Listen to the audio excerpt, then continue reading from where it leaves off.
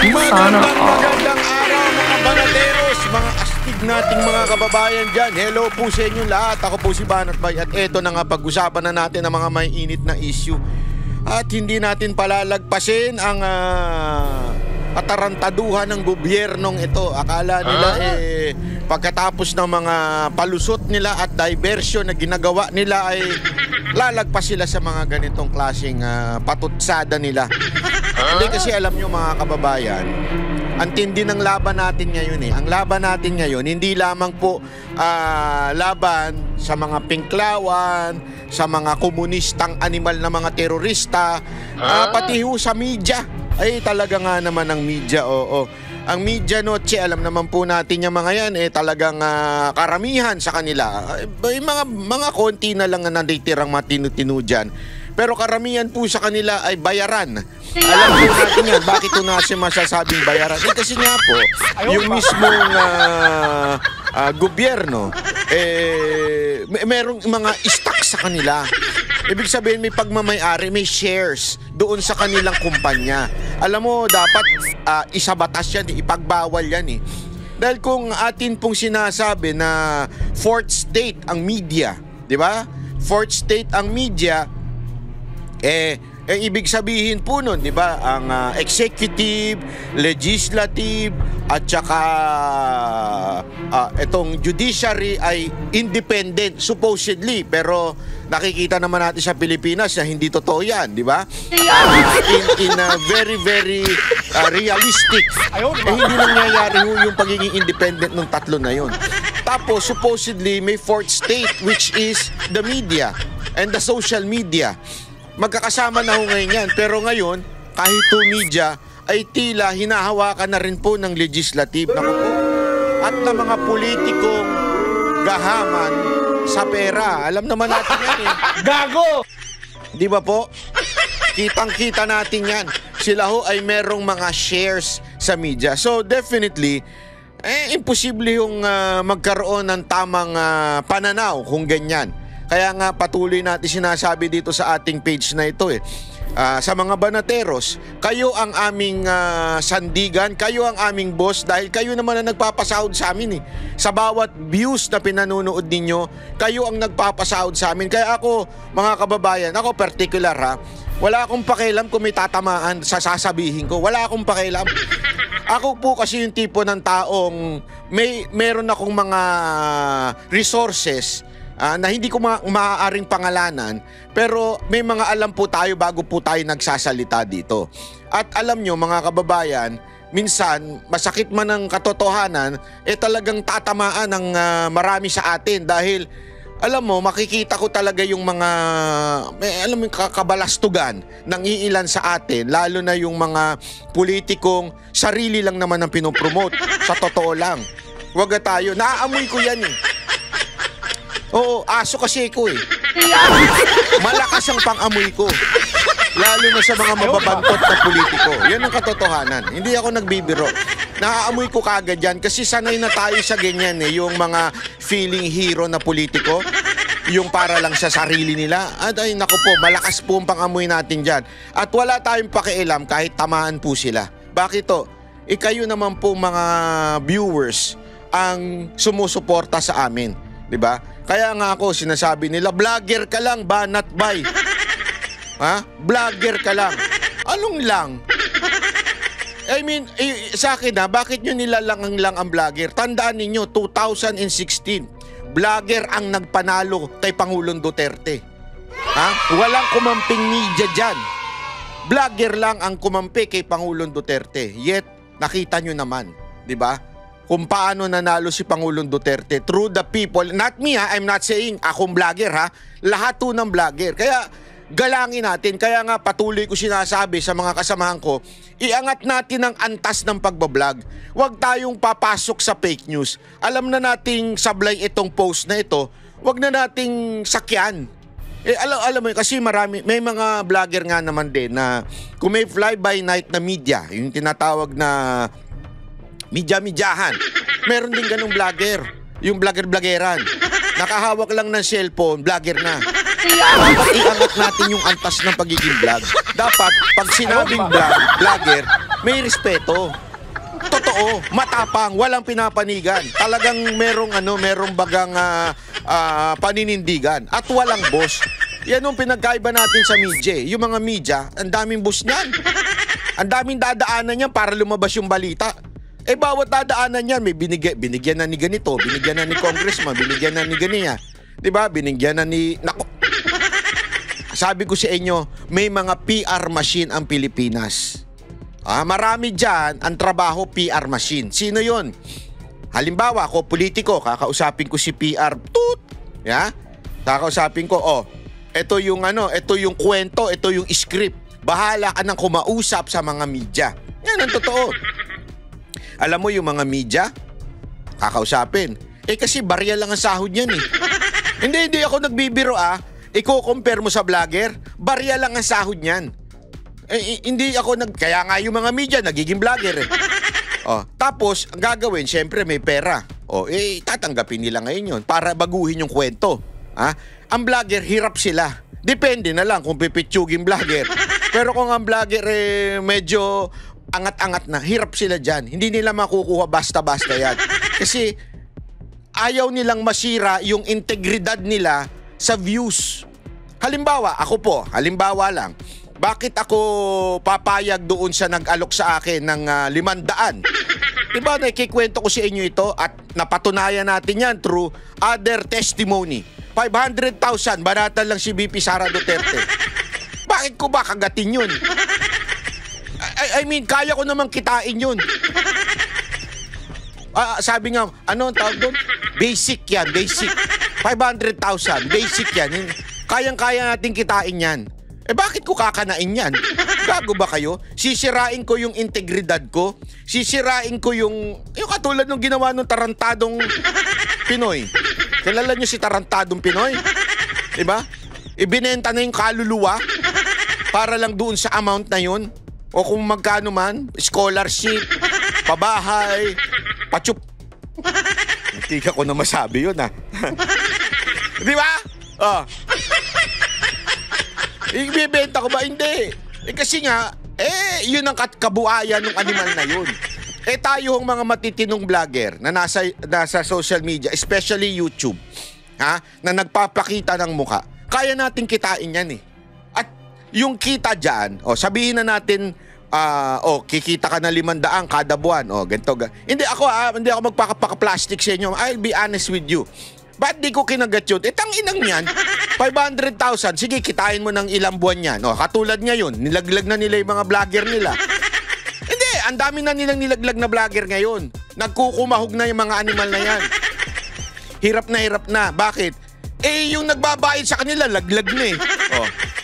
Di ibinenta nyo na yung kaluluwa nyo doon sa tao na yon, na politiko na yon. Laglag na yung politiko na yon, na nalaman na talagang corrupt. Di patay ka ngayon. Bakit? Sira integrity mo. Paano ka ngayon magbablog? Sira na integrity mo. Kung kinagat ko yung 500 na yon, laglag na yung putang inang politiko na yon. Di iwan ako sa ere. I mean, in the long run, you will earn that. Kasi yung integrity mo nandyan eh. Hindi mawawala.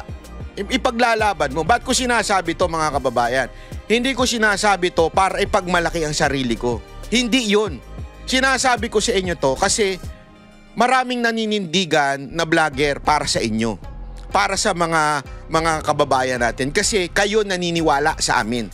Kayo ang aming tawag dito, nagpo-provide ng aming sahod sa pamamagitan ng views, yung iba sa pamamagitan ng membership. Maraming salamat po, palakpakan yung mga nagpapamember. At least, kayo ang nagbabayad sa amin. Lahat naman tayo kailangan ng pera eh. Pero kayo ang nagbabayad. Taong bayan na nagbabayad sa amin. Yung mga media-medyahan dyan, sino nagbabayad? Politiko. Kaya tingnan ninyo, pag nagsalita ang mga Duterte, hindi nyo ba napapansin? Pag ang Duterte nagsalita, ang gagawin nila, pipick upin. Bakit? Alam nilang news magnet ang mga Duterte. Pangalawa, pag binanata nila Duterte, may kita sila doon sa kanilang mga amo. At pag minali nila si Duterte, may kita sila doon sa amo. Tapos may views pa sila. Ganon sila eh. Nagkukumahog sa pera. Kaya huwag kayo maniniwala na ang kurap lang ay itong mga politiko. Kurap din yung mga media na yan. Sagad sa buto yan. Di ba? Kahit nga po mismo si Lee Kuan Yew. Si Lee Kuan Yew po, kilala nyo naman kung gaano, kung pag-aaralan ninyo ang dokumentary ni Lee Kuan Yew. Alam mo, isa yan sa mga talagang hinangaan ko. Malupit talaga yung leadership ni Lee Kuan Yew. At yan ang una niyang napansin. Ang mga journalist sa Pilipinas, ang mga media, kurap sa Pilipinas. Kaya nga, vlogger ang sandigan natin. Tapos sasabihin nung ilan dyan, vlogger ka lang. Yung kalaban mo, congressman. So, ibig mo bang sabihin, pagka-congressman, mataas na? Ganun ang pananaw ninyo? Ganun ang inyong thinking? Abay, tanginan yan. Magkakaiba pala tayo ng pinaglalaban dito.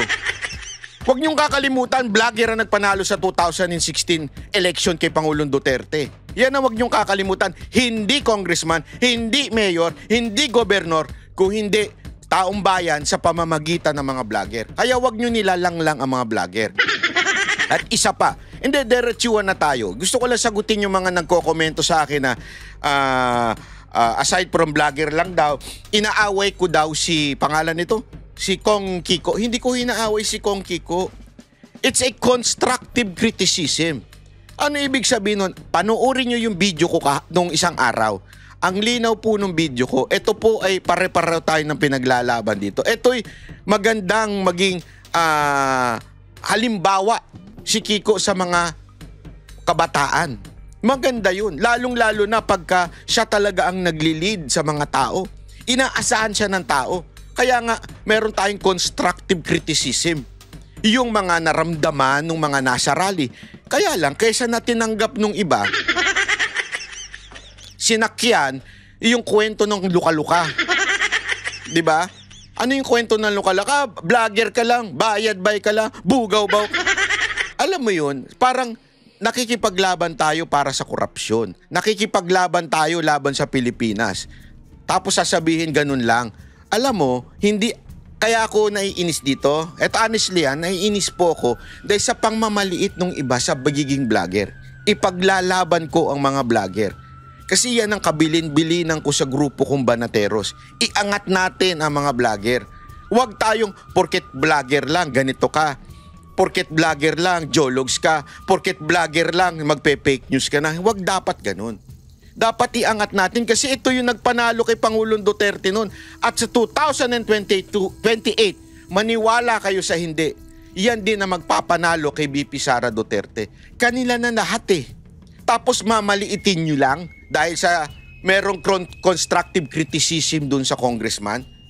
Nakakampi naman natin at alam ko naman yun. At sinabi ko pa nga, maganda, matutunan niya ito at maganda, sasama tayo sa kanya. Alam mo yun, kaya lang yung iba dyan, makitid ang utak, immature. Bakit? Ang sinasabi ka, huwag mong awayin. Bata ba kayo na inaaway ko si Meow? Away. Huwag ganun. Diba? Tayo ay magkakasama dito sa laban sa korupsyon. Alam mo, marami na nga nagsasabi diyan, kahit nga ho si BP Sara Duterte, pa-play natin yan. Ayaw nga niya yung Marcos resign. Nagulat nga ako eh. Iniisip ko ng mabuti, bakit? Diba? Si Chavit Singson, sabi din niya, hindi magtatagumpay ang rally. Alam mo, iniisip ko ng malalim yun. Kung vlogger ang nagsabi nun, yari. Sigurado sasabihin ka ganyan, naku, bayad na yan. Bayad dyan. Pero lawakan natin kasi yung pag-iisip natin, bakit nila sinabi yun? Kasi tama nga naman eh. Nung panahon ni Marcos Sr., 20 more than years, di ba? Na binabatikos siya, winalang niya ang Pilipinas, and yet hindi siya nag-resign. Di ba? At the same time, tama rin yung sinasabi ni Chavit Singson na rally, wala na yan. Hindi tayo united eh. Lalong-lalo na ang Pinklawan. Alam naman natin, hindi na masisigaw ng Marcos resign yan dahil nandiyan si BP Sara Duterte. Ayaw nila mag-resign si Marcos kasi okay lang sa kanilang nakawan tayo ng nakawan ng gobyernong ito. Basta wag lang maging presidente si BP Sara Duterte. Ay yung makakaliwa, ay mukhang pera yan. Ito Totoo naman mukhang pera yung mga animal na yan At ang concern lang nila, guluhin ang Pilipinas. Ang concern lang nila, isa ilalim tayo sa komunistang bansa. Kaya imposible talaga mayu-unite yung rally. Yung Gen Z, tutang ina, sorry Gago! Kasi yung pagteterno ng mga Gen Z sa ibang bansa at Gen Z sa Pilipinas, magkaiba. Yung Gen Z sa Pilipinas, yan yung mga tipong pupunta ng Starbucks. Wala nang ang pera, mag-Starbucks pang animal. Mag-iingay, pipicturean, matcha lang yung binili. I-story pa. Yan yung tipo ng Gen Z sa atin. Yung mga Gen Z natin, hindi makabayan. Tanungin mo nga sila, wala nga silang alam Basta sumisigaw lang sila ng, ano yun? Kurap, ganyan. Pero hindi nila matukoy kung sino yung putang inang kurap na yun. Di ba meron pa yun sa, sorry yun sa mga, alam ko may mga magagalit dito, pero wala akong pakialam sa inyo. Yung ewan ko correct me if I'm wrong kasi hindi ako sure pero yung concert ng BTS, parang may nakita ako sumisigaw-sigaw na, ikulong na yan, kurap, ikulong. Sino ang ikukulong? Itukuyin ninyo. Hindi ikulong na. Sino ikukulong? Basta lang makisigaw kayo. Ay, kurap, ikulong na yan. Ikulong na. Sino nga putang ina? Ikulong. Sino yun? Ikukulong yung kurap. Yung kurap. Lagi sulat mo sa papel, kurap, ikulong natin. Itukoy ninyo kung sino yung kurap. Bakit kurap? Hindi yung puta sigaw lang na sigaw. Yan ang problema sa Gen Z. Sa Pilipinas, nakikiuso lang Hindi katulad sa ibang bansa, talagang alam nila kung ano yung nangyayari sa bayan. Alam nila kung sino yung dapat tanggalin. Sino dapat yung ikulong.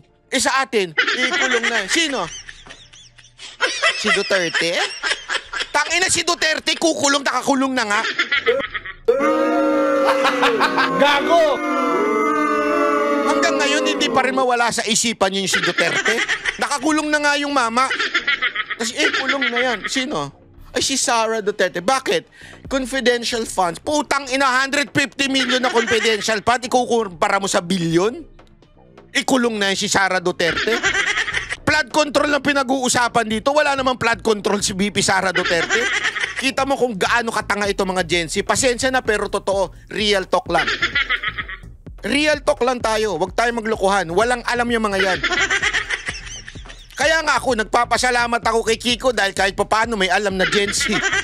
Kasi alam niya talaga na may kagagawa nito si Romualdez at kasama si Marcos. Nagpapasalamat tayo doon. Kaya natin binigyan ng constructive criticism na, uy, ituloy mo yan. Ikaw na mismo tumayo. Gayahin mo yung sa Hong Kong. Alam mo yung sinasabi nilang busy ka siya. Kasi daw dahil naglaro. Sabi naman ng iba, joke daw yung naglaro. There is a time for everything. May mga time na magjo-joke ka, may mga time na dapat seryoso ka. Alam mo, mahirap man sabihin na, kasi may trabaho siya. I understand that. Kaya nga, much is given, much is required. We have to level up. Hindi pa pwede kasi yung, sige, lahat tayo may trabaho. So yung mga nag-attend sa rally, walang trabaho? Ano yung tambay lang? Lahat tayo may trabaho.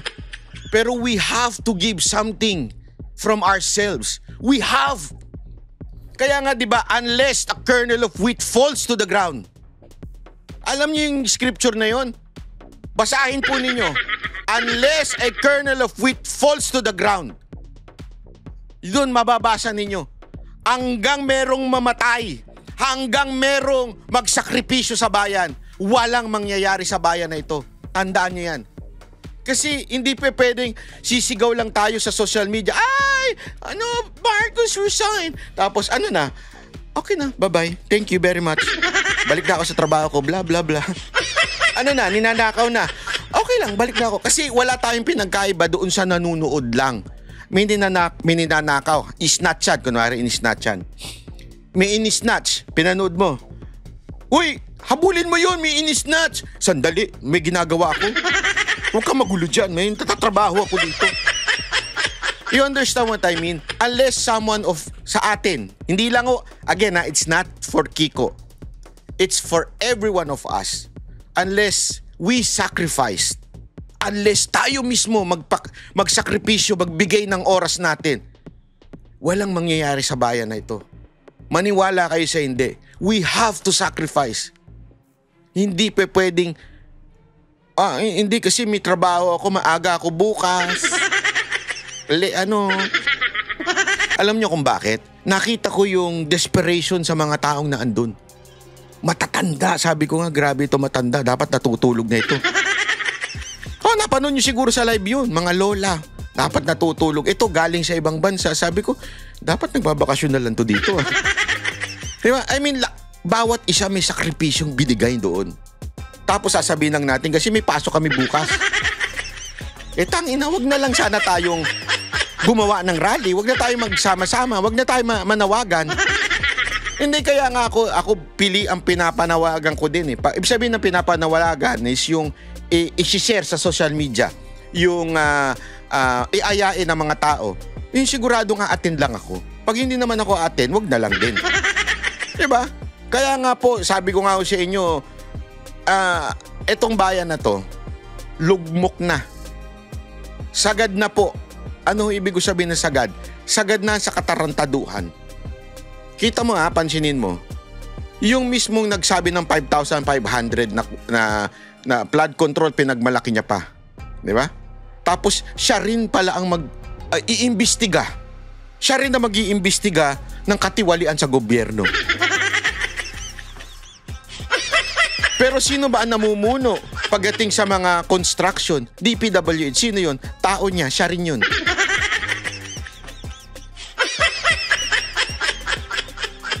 Yung ginawa kay Remulla, di ba? Pambabastos sa batas. Saka nakakitang may kaso, siya ang nasa ombudsman. Malinis daw ang kanyang pamilya pero may isang nahulihan. Supposedly, an ombudsman ay dapat po ay malinis. Lalong-lalo na hindi political. It's beyond, hindi lang malinis, it's beyond questionable moral standard. Di ba? Bakit? Kasi yung ombudsman, ikaw ang sisita sa mga politiko. Politiko yung buong pamilya mo Paano mo sisitahin yun? Hindi, wala akong sasantuhin. Sino naniwala sa ganun? Wala akong sasantuhin sa pamilya ko. Ang bilis kang makalaya nung mo Tapos wala akong sasantuhin sa pamilya ko. Ganun binababoy ang ating bayan. Trilyon-trilyon na ang utang. Umaalis na mga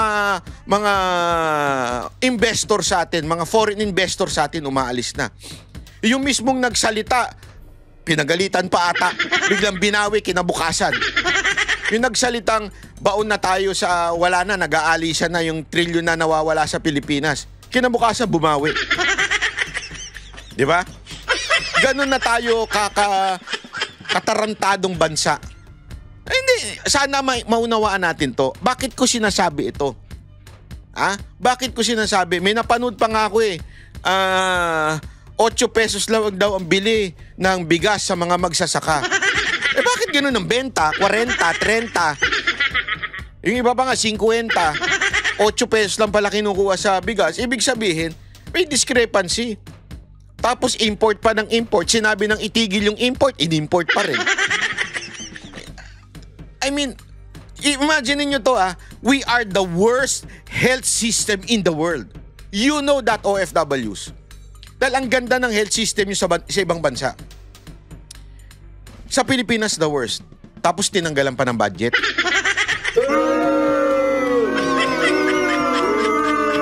Kayo sumagot, di ba? Nakakabuisit yun, tinanggalan pa yung PhilHealth. Ang dami nang ang utang ng PhilHealth sa mga ospital. Tinanggalan pa sila ng budget. Tapos nung sinita sila, ano sabi? Nung sa kanilang secretary, huwag nyo kami utusan. Gago! This is the kind of people na namumuno sa Pilipinas. We have a radical problem. Extreme to the max. That's why we need a radical solution. Ano yun? Lahat tayo. Lahat. Including me, including everyone, as in everyone, should sacrifice para maayos ang ating bayan. Hindi pwedeng magtututuruan lang tayo. Lahat tayo. Yun ang sinasabi ko dito, mga kababayan, na sana unawain ng mga makikitid ang isip dyan. Gago! Sabi ko nga ho sa inyo etong nangyayari sa Pilipinas, sabi nung kahit marami na ho nagsasabi hopeless na. Yung inaasahan ninyong gagalaw na AFP. Alam mo, ang dami kong nakakausap na kapulisan at kasundaluhan. Alam mo, sagot lang nila, bakit? Pag nahuli ba kami, sagot nyo pensyon namin? Which is true. Kasi actually, yung ginawa ni Pangulong Duterte na tinaas yung sahod, dinoble, di ba? Naging naging hindi naman sagabal o masasabi natin naging hindi favor doon sa gusto nating mangyari na gumalaw ang AFP. Bakit? Kasi nga po, dahil sa laki ng sahod, tumaas din, dumoble din ang kanilang pensyon. So alam naman nila at alam naman ng mga dating mga sundalo na hindi nagtatagumpay ang mga kudita, napakahirap. So, kung gagawin nila yan, they would lose salary, pension, kawawa ho ang pamilya nila. That's why I understand them kung bakit even if naniniwala sila sa ipinaglalaban natin, hindi sila gumagalaw.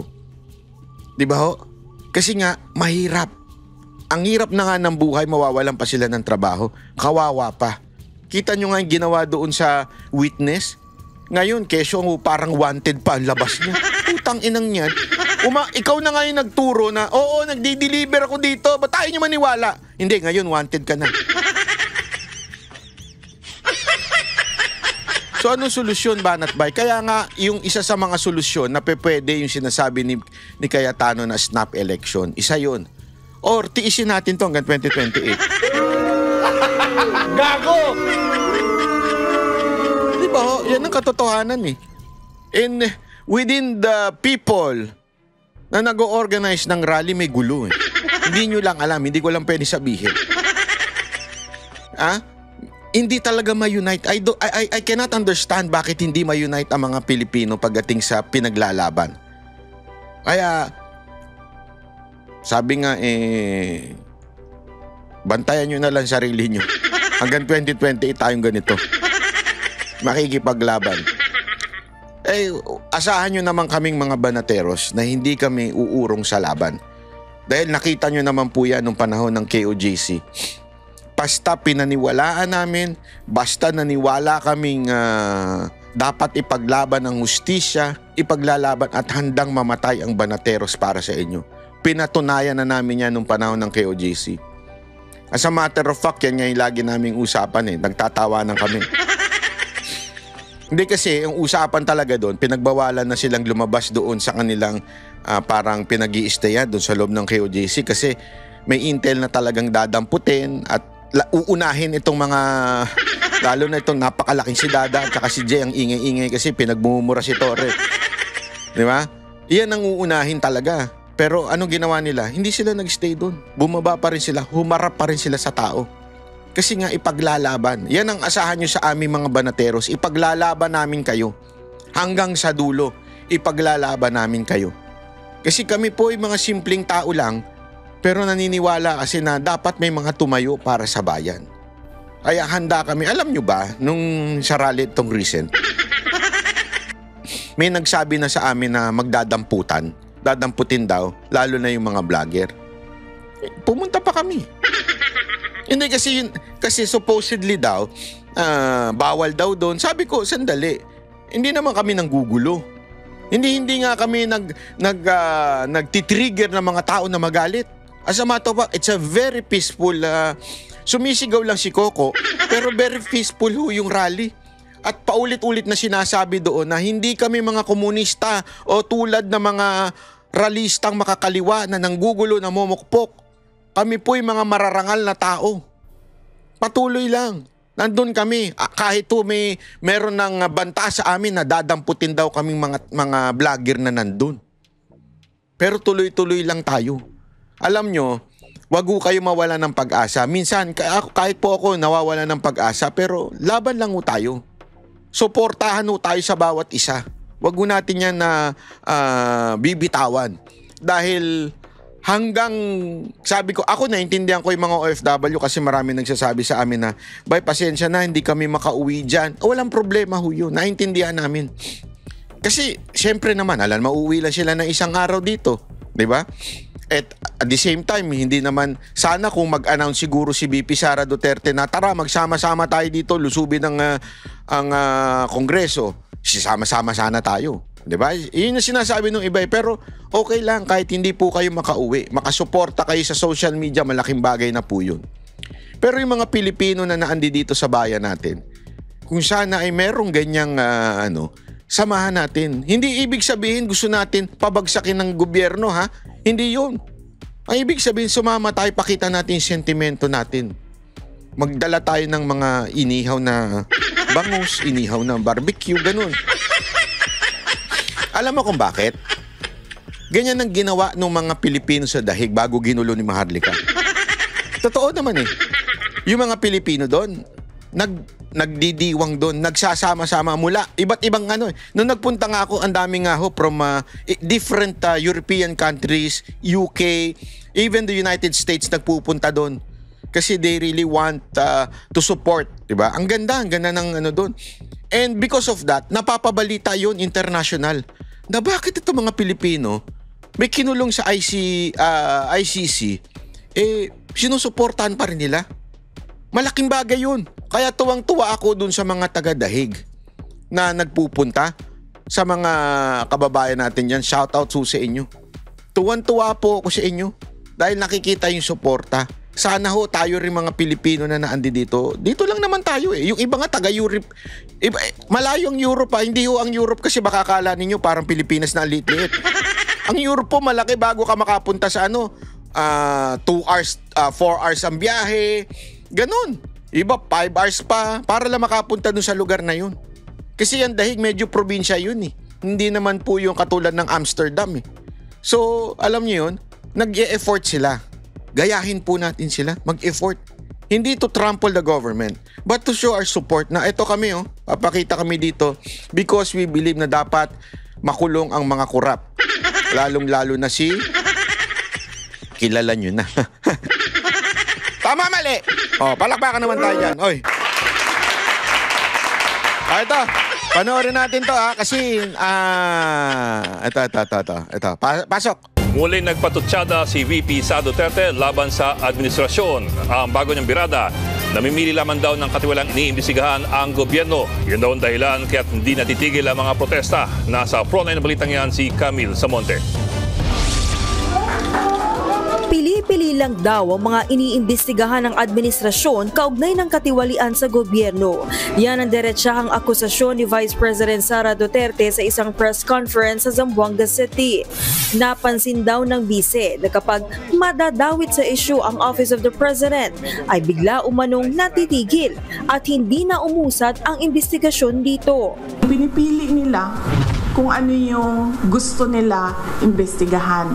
At kung napapansin nyo, kapag medyo tatamaan na o merong tatamaan o tatamaan na talaga ang Office of the President, ang administrasyon sa investigasyon, ay biglang namamatay yung investigasyon.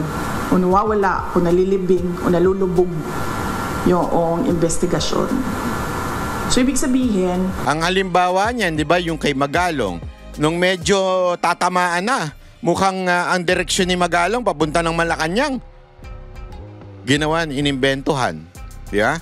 Ngayon po, si Chavit Singson, nireveal niya yung Ilocos sa mga katiwalian dyan sa norte. Di ba? Ano nangyayari? Kita ko ngayon, dinidikdik ngayon, dinidiin ng media yung issue na nasa kanya na meron daw siyang parang construction. Tapos nilinaw nga niya, ang ganda ng pagpalinaw niya. Sandali, wala kang budget na ibinibigay dyan eh. Paano magkakaroon ng ghost project dyan? Hindi nga binibigyan. Bigyan nyo kami, sisiguraduhin tapos yan. O, di ba? Ngayon kung ano ang issue nila doon kasi may construction daw. Matagal naman na yun. I mean, noon pa, kanila na yun. At noon pa, ibig sabihin, hindi yan yung naging congressman ka, naging governor ka, tapos nagkaroon ka ng construction. Hindi ganun. Alam naman natin na negosyante ho talaga si Manong Chavit kaya yumaman ng ganyan eh. Not because of being corrupt. Mayaman siya because negosyante siya. Kita mo nga makipagpustahan eh. I mean sa boxing boxing. Di ba? Oh, tapos ngayon siya na. Every time na merong direksyon going to Malacanang, asahan mo, bumepreno sila. Ma'am, mantakin mo Tangin na si Romualdez nga gagawing state witness. Di ba katarantaduhan yun, mga kababayan? Romualdez gagawin mo state witness? Mamaya pa-explain ko sa inyo. Meron talagang pagkontrol sa kwento. Hindi rin daw tiwala ang bise sa integridad ng Independent Commission for Infrastructure o ICI, lalo't ang Pangulo ang bumuo nito. Ang ginawa lang kasi ng Pangulo, noong tinamaan siya nung sarili niyang speech na mahiya naman kayo at nagalit yung mga tao, ang ginawa lang niya ay magpalit ng House Speaker at ng President ng Senate at gumawa ng ICI. Pero hanggang ngayon, wala pa rin nananagot. Maging ang desisyon ni Ombudsman Boying Remulla na muling buhayin ang investigasyon sa Formally scandal, di pinalampas ni VP Sara. Kung sincero raw talaga ang Ombudsman, dapat muli ring buksan ang investigasyon sa overpriced laptop ng Department of Education, lalo't ayon kay VP Sara, kumpanya raw ni dating Congressman Zaldico ang contractor rito.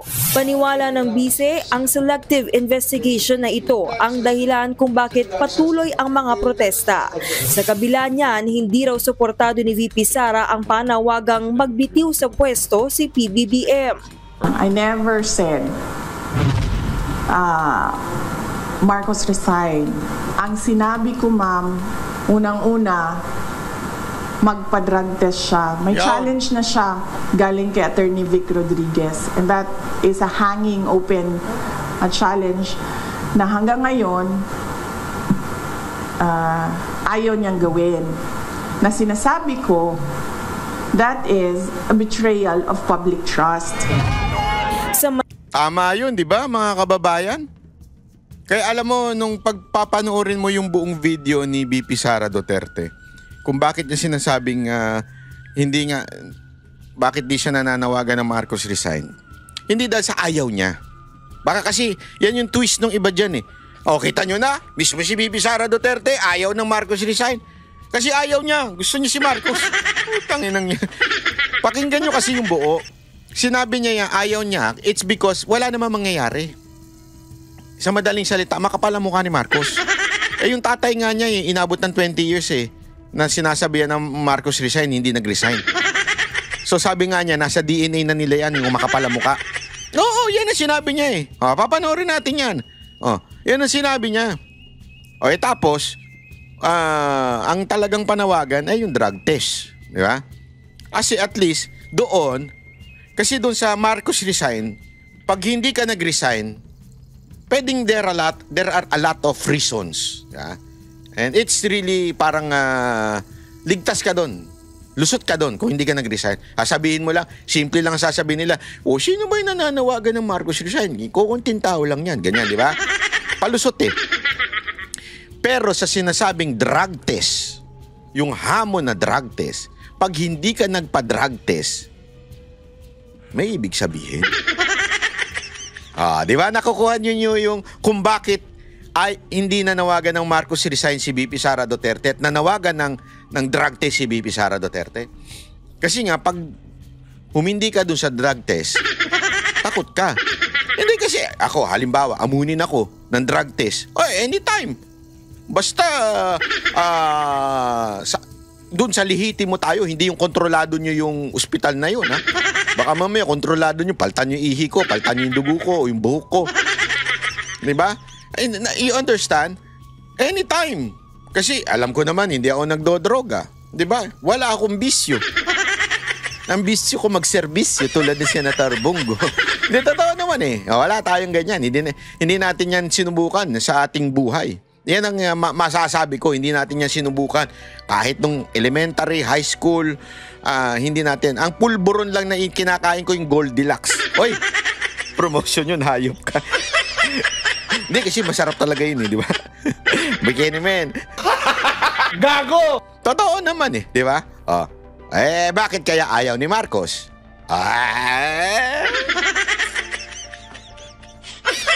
Ako, hindi nga lang dapat si Marcos ang i-drug test. Dapat, si Romualdez, si Sandro, si First Lady, dapat yan, hamunin ng drug test. Hindi kasi alam nyo, andali, sinisigurado ko lang yung bibitawan ko salita. Kasi sa mga mayayaman, sa kanila, hindi ko sinasabing itong mga binanggit ko Sa mga mayayaman, yung cocaine, hindi drug sa kanila yun. Ano lang sa kanila yung parang normal, parang sigarilyo. Parang ganun. Parang hindi siya parang bisyo ang mag-cocaine. Parang normal lang. Di ba? Pero ang problema kasi, kung ikaw ay public servant, it would cloud yung judgment mo sa mga bagay-bagay. Di ba? Ako nga, dapat nga, kahit sa mga opisyal ng gobyerno, una, hindi lasinggero. Di ba? Hindi babaero. Pwede naman na tayo. Pwede naman. Tinitingnan ko lang kung may bad benefits ba. Kasi yung lasinggero, may bad, talagang, lasinggero, iba yung umiinom sa lasinggero. Lasinggero, pagising pa lang ng mata, nagmumumog na ng gin. Yun yung lasinggero. Yung hindi siya pwedeng hindi lasing. Yeah. Alam niyo yan, may mga tatay kayong ganyan. Diba? Pero sige, tanggalin natin yung babaero kasi questionable pa yun alam mo naman na sinasabi ng iba, yung babae nakakatulong yun sa paninilbihan sa bayan. Sa questionable pa yun. Pero yung babae, lasinggero, yung sugarol, yan. Kasi sugarol, pera yan Yeah? Dapat yan talaga tinatanggal. Pag may ganyan, questionable yan sa mga politiko o sa government official. Lalong-lalo na kung naka-cocaine.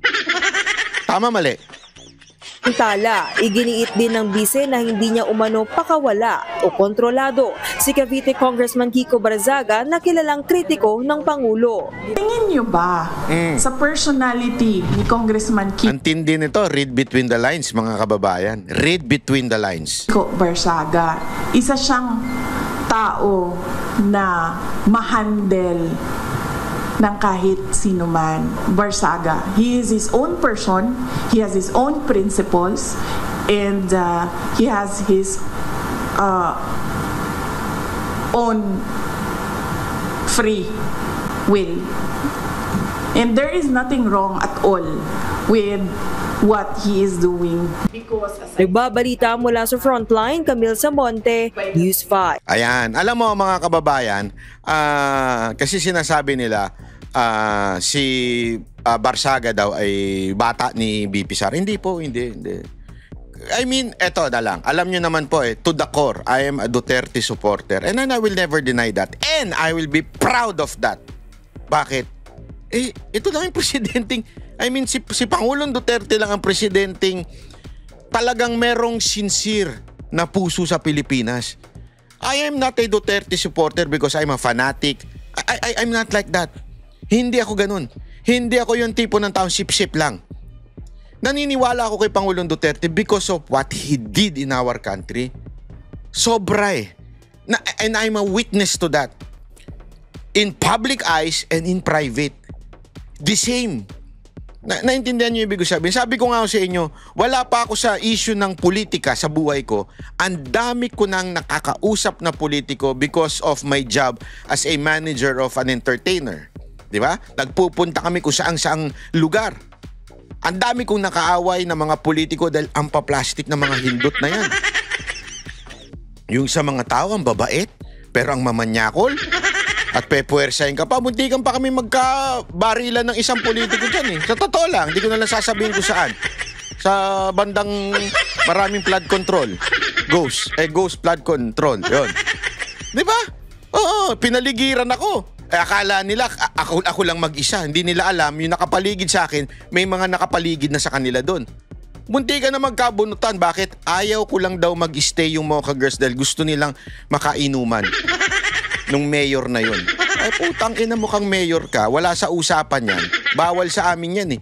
Yung after show mag-i-stay ang Mocha Girls. Bawal sa amin yan. Ay sabi ko, sige.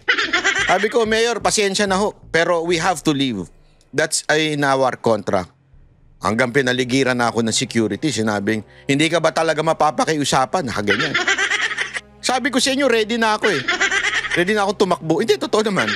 Ready na akong tumakbo kasi bahala na yung mga security ko din sa kanila. Mag-anuhan na sila dun. Ganon katindi ang mga politiko sa Pilipinas. Sinasabi ko lang sa inyo ito para maintindihan ninyo na ganyan talaga. At si Pangulong Duterte ang talagang ginagalang ko. Mantakin mo ilang beses kami pumunta sa Davao noon. Never pinatawag ako. Never pinatawag ang Mocha Girls at binanyak. Ganon. Oo, babaero daw siya. Pero hindi ganon. Nabastos. Iba kasi yung babaero na yung nagkakagusto. Hello, hi, ganon. Pero pag aayaw na sa'yo, babastusin mo. Hindi ganon si Pangulong Duterte. Nakita ko yan nung kanyang paninilbihan. During the ino-observe ko yan. Ilang beses din ako nakapasok sa Malacanang noon. Ino-observe ko kung paano siya si Mocha nandun din. Nasa cabinet meeting din si Mocha. Nakikita niya kung paano dumiretso si PRRD pag hindi niya nagustuhan na ginagawa ng tao niya. Ganun katindi. Kaya ginagalang namin yan. And I'm proud Duterte supporter. Maninindigan ko yan. Hanggang kaduluduluhan. Kahit babuyin pa nila yung sibad, binababoy nila yung DD shit, ganyan. Wala akong pakialam sa inyo. I am a DDS. Legit. To the core. At si VP Sara Duterte, susuportahan ko yan. Bakit? Nakikita ko yung ama niya sa kanya. Better pa. Eto, to be honest nakikita ko yung ama niya sa kanya at better pa si VP Sara Duterte. Better pa. Kaya I really want and I will push for her to be the next president of this country.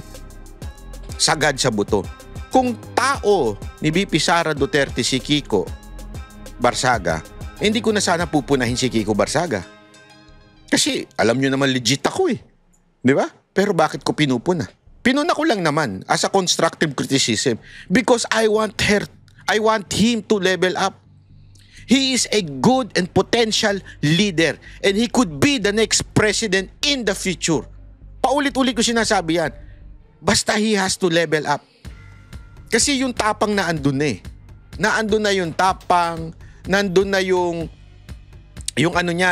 pagiging malasakit niya sa Pilipinas. Kailangan mo na lang ng dagdagan ng experience, integrity. Kailangan mo na lang dagdagan pa ng sacrifice. Ganun eh. Kaya nga, dapat hindi tayo kasi yung iba sa atin, panatiko na. Wag tayong panatiko. Pag nakikita natin yung leader na, uy, may potential to, wag naman kagad, yes man. Alam niyo yung yes man? Alam mo nang minsan may mali, yes man ka pa rin kasi lang gusto mo lang sumipsip. O gusto mo lang, kasi hindi ko alam kung gusto mo sumipsip o tanga ka lang talaga. Pero yes man ka lang ng yes man. Huwag tayong ganun. Kung may nakikita tayong maganda, pag meron tayong nakikitang rough edges, pakinisin natin. Para mas maganda pa, gumanda siya. Importante yun, mga kababayan. Kaya ito si VP Sara Duterte, ang ganda ng bitaw niya dito eh. Si Kiko Barsaga is a man for himself, parang ganun. Sa totoo lang, yun din ang sinasabi ko eh. Si Kiko Barsaga, wala siyang affiliation. Para siya sa sarili niya. Ibig sabihin, siya yun eh. Siya na yun. Maganda yan. Kasi, at least, kasi yung iba, dinidikit, diba? Halimbawa, si Magalong, ano ginawa nila? DDS yan, kaya ayaw. Yan ba sinasabi ni Trillanes? DDS yan, kaya ayaw niyang banata ng mga Duterte. Ganyan sila eh. Ito naman. Si Kiko Barsaga, makasara Duterte yan, kaya ganyan yan. Ganyan ang ugali ng mga dilawan at pinklawan. Huwag tayong ganyan. Dapat tayo ay patuloy natin suportahan yung mga nananawagan ng pagbabago sa bayan. Di ba? Si Magalong, kita naman natin, actually, mas pinklawan pa nga siya. Kasi mga kasama niya, nasa paligid niya, para mga pinklawan. Pero okay lang. As long as he will fight for corruption And he will name names. Diba? Okay yun. Laban natin yan. Ipaglaban natin yan. I don't care. Kaya nga medyo gumanon ako kay Vico Sotto ng konti. Ako, kilala nyo ako, ilang beses kong pinuri si Vico Sotto sa page na ito, sa channel na ito. Sabi ko, ito may potential din maging leader. Gusto ko rin to kasi ang ganda ng ginagawa niya sa Pasig. Ako, believe talaga ako sa ginagawa niya sa Pasig. Na-disappoint lang ako dun sa step niya sa hearing na tila si Diskaya lang na nakita niya. Wala naman akong problema kung talagang si Diskaya ang talagang may kasalanan. Okay, ikulong niyo yan hanggang mabulok yun sa impyerno. Wala akong problema dyan, di ba? Okay yan. Pero yun lang yung nakita ko sa kanya. Hindi niya binanggit kung sino mang mga congressman porket naandun siya sa Congress. Parang sabi ko nga, patay kang bata ka. Medyo kulang pa ng yagballs ito Ang kaya niya lang banatan yung mga kalaban niya sa Pasig. Pero yung mas matataas na mga congressman na parang medyo tumiklop. I hope I'm wrong. I hope I'm wrong and someday mag-iba ang ihip ng hangin medyo lumab. Kasi mahirap talagang kalaban ng mga congressman. Maniwala kayo sa akin. Halos yung tinatawag ang power of the purse. Nasa kanila kasi ang budget Kaya nga maraming mayor din sumisip-sip Dahil sa national budget, kontrolado ng mga congressman yan. So ibig sabihin po mga kababayan, pag kinontra mo yan, walang budget sa local government. Delikado ka dyan. Pag kinontra mo presidente, delikado ka dyan. But sometimes you have to because alam mong masama na itong ginagawa ng mga congressman. Di ba? Kita nyo, papakita ko sa inyo to itong katarantaduhan nila. Yes, good afternoon po. Nanumpa na po si former House Speaker Martin Romualdez sa Independent Commission for Infrastructure. Sabi po niya ay lubos siyang makikipagtulungan at tumulong sa pagtuklas po ng katotohanan. Wala siyang itinatago, wala siyang dapat itago, bagaman hindi siya bahagi ng Bicameral Conference Committee. Po. May mga lumutang din na parang kinukonsidera siya na maging state witness. Pwede po ba siyang...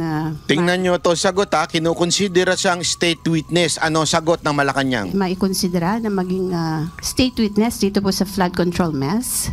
Depende po sa kanyang magiging salaysay. Depende po sa kanyang magiging salaysay. Ang budget. Gago! Diba? Kung ano po ang kanyang mailalahad. At depende na po rin yan sa Department of Justice kung siya pa ay maitutulong. Depende na daw sa DOJ na hawak naman ng presidente yun. Gago! Hindi ko kasi magets The mere fact na we all know na may katiwalian do sa budget na nangyari. And we all know that he is the speaker at that time. Why would you even consider na maging state witness yan si Romualdez? Anong class? Alam mo, hindi ko talaga magets yung part na yan Hindi ko sinasabing guilty si Romualdez. Pero wait, sandali. Siya yung iniimbestigahan, siya magiging state witness? Ano to? State of delusion? State of desperation? O state of immunity? Anong klaseng state yan? Sinong state yan? Anong justice yan? Baka naman just us lang yan. Hindi justice. Ano ibig sabihin ng just us? Ibig sabihin yung kayo-kayo lang maliligtas.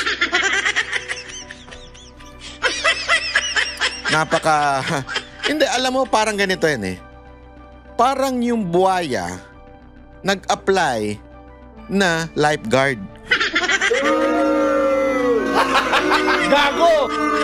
Parang gano'n na sinabi mo Tinanong sa'yo, sabi sa'yo doon sa beach. Pwede bang mag-apply tong buhaya ko na lifeguard? Sabi mo naman. Depende yan titingnan natin.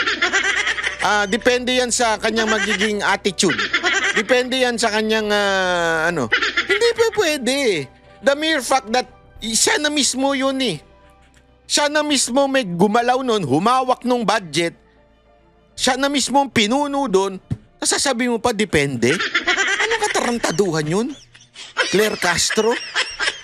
Tingnan mo, baka biglang babawi na naman to. Kasi mahilig to si Claire Castro sa yung bawi-bawi. Mahilig to sa bawi-bawi eh. Tingnan natin kung babawi ito. Na isang state witness at ito naman po ay irerekomenda sa korte. So lahat po yan ay depende sa lahat ng mangyayari. So hindi pa po natin masasabi kung siya pwede maging state witness o hindi. Thank you po. Next question, Ann Soberano, Bombo Radio. Good afternoon, Yusek. Yusek, reaction lang po from the palace. Inaprobahan na po kasi kahapon ng Kamara ang 2026 national budget at to be transmitted na po ito sa Senate para sa kanilang pag-aproba din. And then magbabaycam na po sila. Sa kabila po ng pagmamalaki ng Kamara na ang 2026 budget ay tugon sa tunay na pangangailangan ng mamamayang Pilipino, marami pa rin kumukwestiyon po sa nasabing budget, lalo na po yung mga nasa minority. Lalo doon po lalo na po sa minority. Madami talagang kumi-question dyan. Galit ka talaga, Banat. Hindi naman nagpapaliwanag lang. Grant appropriations na tila ginagamit po daw na parang pork barrel. Thank you po. Siguro po trabaho naman po talaga ng mga oposisyon na sila ay Ayaw ko na, natatawa ako dito sa alin na to. Anyway, maraming salamat po. Kita-kita, panoorin po natin tong video ni VP Sara na kanyang buong kwento para mas maintindihan natin. Okay po? Salamat po. Thank you po. Ribbon cutting of the library of Universidad de Zamboanga. And witness the art exhibit of Tats Lee. And of course, meet Albert, our weightlifting future Olympic champion for the Philippines. So, yes, it's truly a day of good news and happy news for Zamboanga City and the Philippines. First question, Marisol Dorma, Jimmy Hughes. Mike, please. Ako mang good news ka no. Basta hindi nga budi sa imo ba as magtana. Diretso na kami mga yes ma'am. Ay experience din doon in Davao. There's another one kaninang umaga. How was it ano po mga na-report set? Kumusta po kayo ma'am? Okay lang ako. Ang na-experience ko is yung okay lang ako. Ang na-experience ko is yung lindol nung Friday, October 12. Yung dalawang lindol ng yung isa sa umaga around 9:40 something, closer to 10 o'clock. And then yung isa naman on the same day, Friday, is yung pasado alas 6 ng gabi na lindol. At hindi namin nagawa yung pinagpapraktisan natin lagi na duck cover and hold, no? Kasi nag-evacuate kami diretso. So, nung nagsimula na lumakas yung pagyanig, ay lumabas na kaagad kami sa open space doon sa harap ng bahay namin sa kalsada. At ang napansin ko lang, since nandun din ako sa aftershocks ng Cebu, na lindol ay magkaiba siya, no? Hindi ko lang alam baka dahil yung lindol sa Cebu ay nasa lupa siya at yung lindol sa Davao region ay nasa dagat. Pero yung lindol sa Cebu kanang maguntol gani bounce in Tagalog ay tumatalbog. Yes, tumatalbog yung pakiramdam mo. Yung sa Davao City naman na lindol ay left side to side siya. Side to side yung kanyang shaking. No? Yung sa Davao na experience ko ay nakakahilo siya. Akala mo nahihilo ka kahit wala na yung swaying. Tapos yung sa Cebu naman ay nakakatakot siya. kasi parang bubukas yung lupa sa lakas ng pagtalbog, pag-bounce o pag-untol sa yuta. Follow-up question? Ma'am, pwede na po namin matanong yung regarding sa kaltinay po ng ICC sa request ko ni PRRD for receipt interviews. And nag-follow up na rin po dyan, mayroon kong survey and estimate saying 50% of the Filipinos believed that PRRD should be held accountable po. Yes, I will reserve kasi mayroong appeal ng lawyers ni President Duterte for the ICC. Ay meron silang appeal doon sa denial ng interim release at pending yon. So gusto ko lang antayin yung lumabas ang desisyon ng korte doon sa appeal ng defense team ni dating Pangulong Rodrigo Duterte. Initial na pagtine, hawa si Pierre COVID.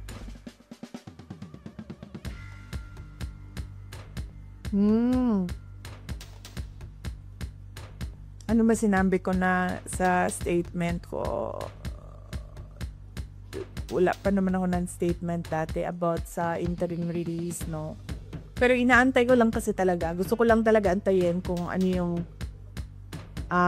decision nila sa appeal noong defense team. Ang your thoughts na lang po doon sa Esther Milisoli. Tapos, Mirabel Omatanda. Well, assuming na truthful and faithful yung data doon sa survey, it is not useful dito sa ating bansa dahil hindi naman dito sa bansa natin nangyayari yung kaso. So, I guess that is for the ICC court to think about if at all pinagbabasihan yan nila. Kasi kung ano-ano na lang yung hindi ko pala mag-comment sa ICC ma.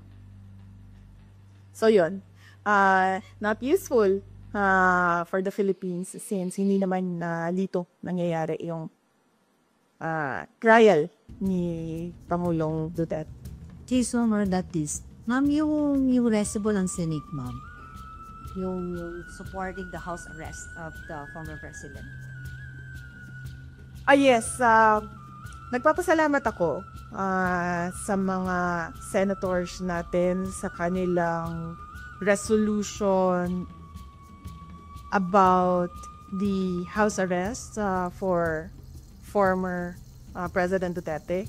Dahil yun din ang pakiusap noong defense team ni dating Pangulong Rodrigo Duterte na siya ay mabigyan ng interim release at ang setup nun ay parang isang house arrest at yun din ang sentiment ng karamihan for humanitarian purposes dahil he's an 80-year-old ailing and frail person.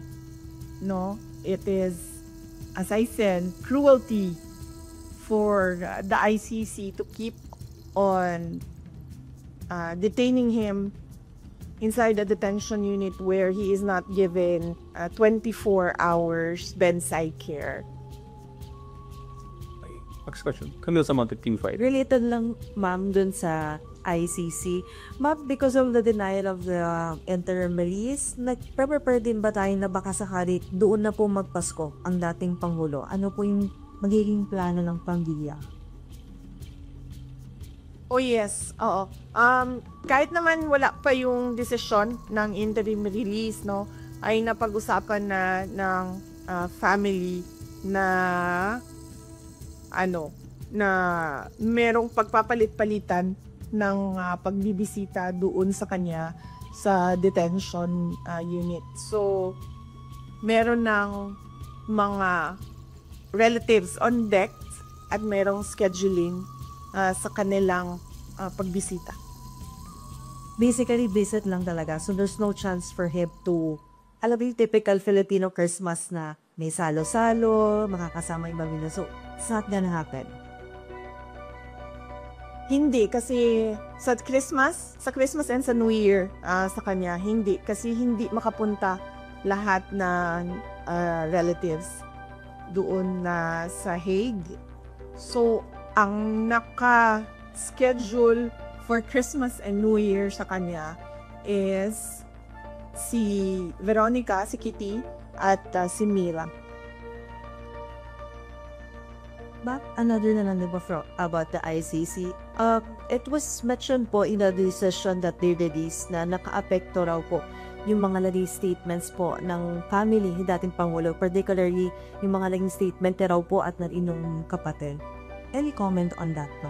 Yes, I have a comment on that, but I really want to wait for the decision on the appeal para maisa na lang natin yung comment ko. On same topic. Ibang topic or yes, Other matters. matters ko na. Other next question, Mr. RGF National, Billionaire Minister. Uy, Billionaire, pati sabi dyan sa opisina ninyo ha, na ayusin naman nila yung picture ko. Yung picture na gamitin nila, yung maganda ako, wag yung pangit ako. Wala naman akong pakialam kung anong sasabihin ng inyong outfit about sa akin. Basta paniguraduhin lang nila na maganda yung picture ko. Sige mga makakarating. Bakit yung mga kalaban ko, magaganda yung mga picture na ginagamit nila? Bakit pangit yung picture na Saan na yung mga tiga Office of the Vice President? Padalhan nyo nga ito siya ng mga magagandang picture ko para yun ang gamitin nila, be. Peace lang. Iba, ma'am. Napansin mo yan, ma'am. Yung kalaban ko, maganda yung photo, tapos ako, pangit yung photo. Eh, ang katotohanan naman, mas maganda naman ako doon sa kalaban ko, ma'am. Lalo sana, ma'am. Ha? Lalo sige pagawas. Ano yung sino ba kausap ko doon sa bilyonaryo na nakanganga ako, JC? Ano yung photo na yun? Ayan, JC. Alam na yung JC, ah. Ma'am, related yun sa appeal, ma'am. May panibagong evidence pa kayong sinubmit sa ICC dun sa appeal? Sorry, hindi ko alam. Kasi hindi na-discuss yung abogado sa akin kung ano yung laman ng appeal. Ang napag-usapan lang namin is merong appeal. Ulyo na kung sa pre-trial chamber pa or sa appeals chamber yung appeal? Appeals chamber. Yes. Any other topic? Any other question? Follow up on ICC? Camille. Ibang topic. Ibang topic. Another topic. RJ, Kobarali. You scared. Okay.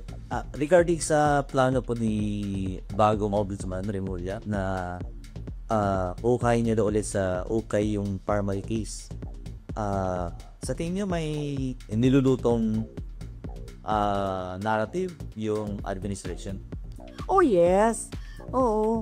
Matagal naman na ako nagsasabi, 'di ba? Na wala namang ginagawa itong gobyerno na ito. Kundi number 1, mamulitika, at number 2, ubusin ang budget ng Pilipinas sa corruption. So yan lang 'yun. Ang ginagawa nila, sir, sa totoo lang. Meron ba kayong nakikitang project? Wala, 'di ba?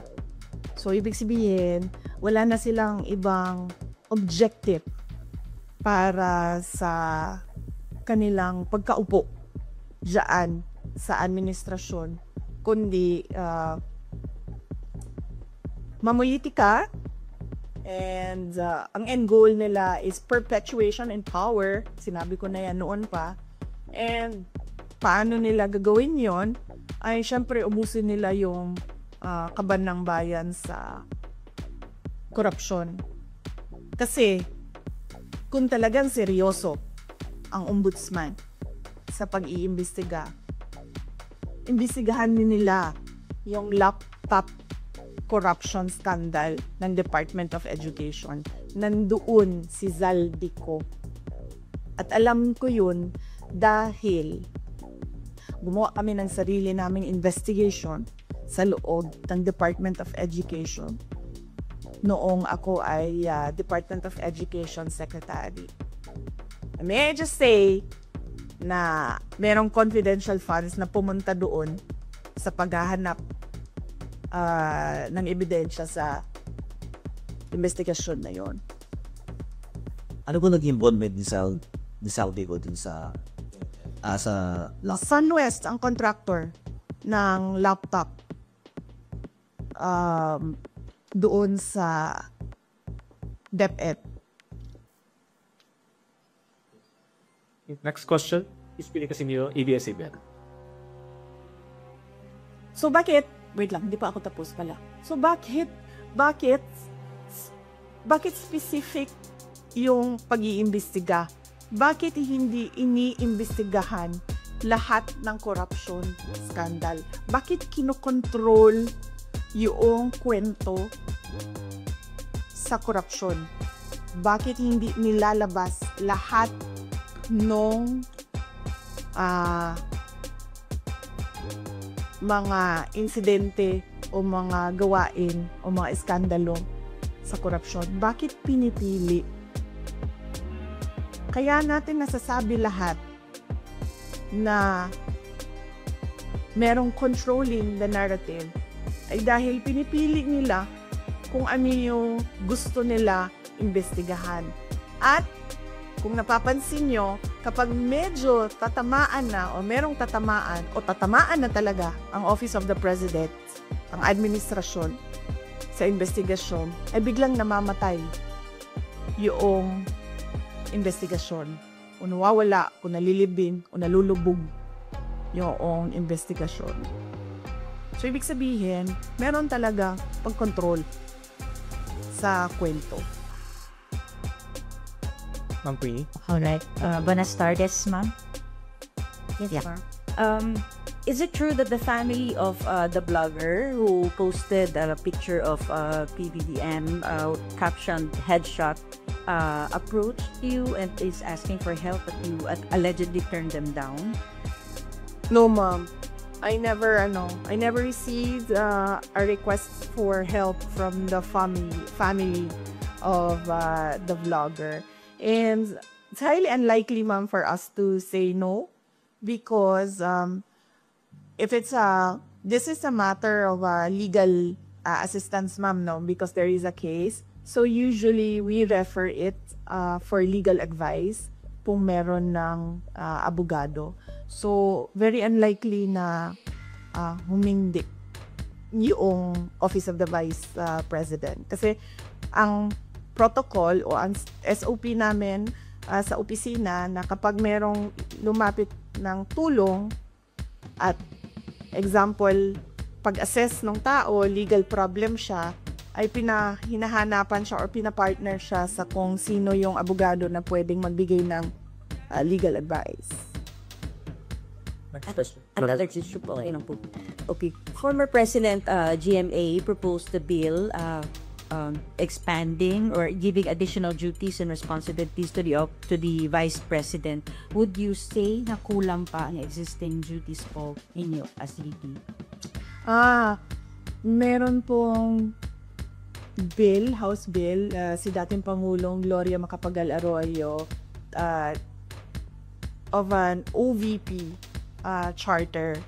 Doon sa charter, kung makikita ninyo, nakalagay lang doon yung institutionalization ng mga units sa opisina ng Pangalawang Pangulo at nakalagay din doon ang organizational structure. Kasi pagpasok namin, ma'am,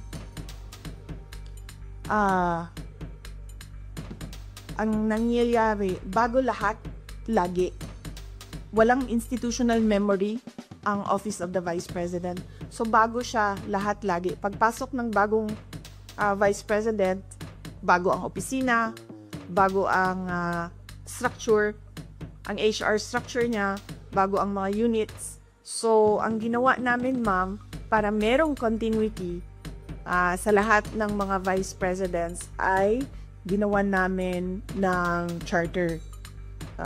Dinefine namin doon na dapat merong USEC, dapat merong ASEC ang opisina, at dapat merong mga ganito na klase ng mga units, KM, HR, legal, finance, para hindi nahihirapan yung papasok na bagong Vice President. Kasama na din doon yung opisina, sana,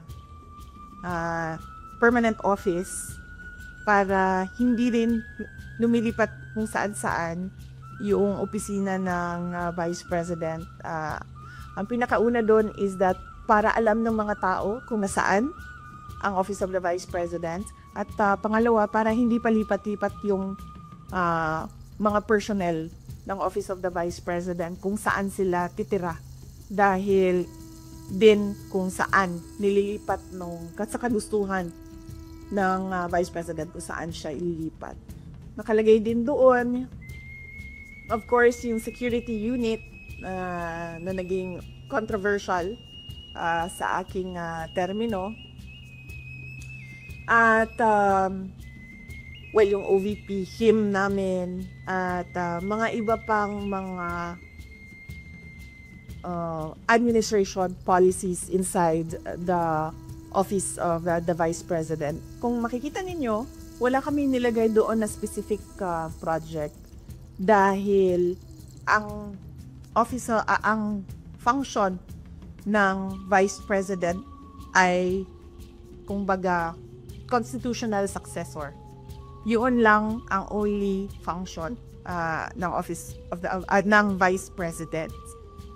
Pero sa atin, traditionally, ang Office of the Vice President ay binibigyan ng budget for the Vice President to decide on what his or her projects are, and then they can implement projects to complement the services of the other national government agencies. So on that note, hindi namin nilagay yun lang. Kasi baka naisip ko, merong Vice President na papasok na wala siyang project, wala siyang gustong gawin, kundi maging constitutional successor lang. So ibig sabihin, mag-aantay lang siya na mawala yung presidente. Pero so far, wala pa naman tayong nakita by history, wala tayong nakita na Vice President na ganun ang gusto niya. Lahat merong kani-kanila projects. Ang hindi lang namin ginawa ay mag-define kung ano yung project. Kasi magdedepende yon sa panahon kung kailan siya naging Vice President, sa panahon kung kailan anong relevant na project. So ang ginawa lang namin ay yung structure ng opisina na kahit anong project ay ma-implement noong organization. Just one last po. Yes, I don't know if you already asked for your reaction to the viral video of PGMA. The last time that she shook hands with you, and nung pagtalikom niya is parang sumimangot siya. What's the relationship that you need to right now in status? Okay, ma'am? Wala, ganun naman kasi talaga si ma'am eh.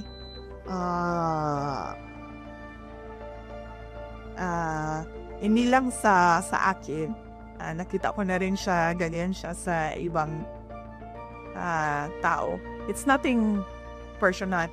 I don't think it's she's doing it on purpose, and she's doing it to express disgust or to express disapproval sa isang tao. It's not the first time she's done that.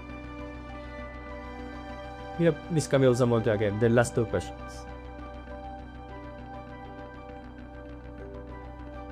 Ma'am, just want to get your reaction kasi po dun sa House, binawasan po nila yung OVP budget. Ano po yung tugon nito? Kasi may mga ilang kongresista rin po na nanghayat po na dapat daw pong bawasan itong budget dahil pilit nyo ilang beses na raw po na ni-snub yung kanilang pagdinig.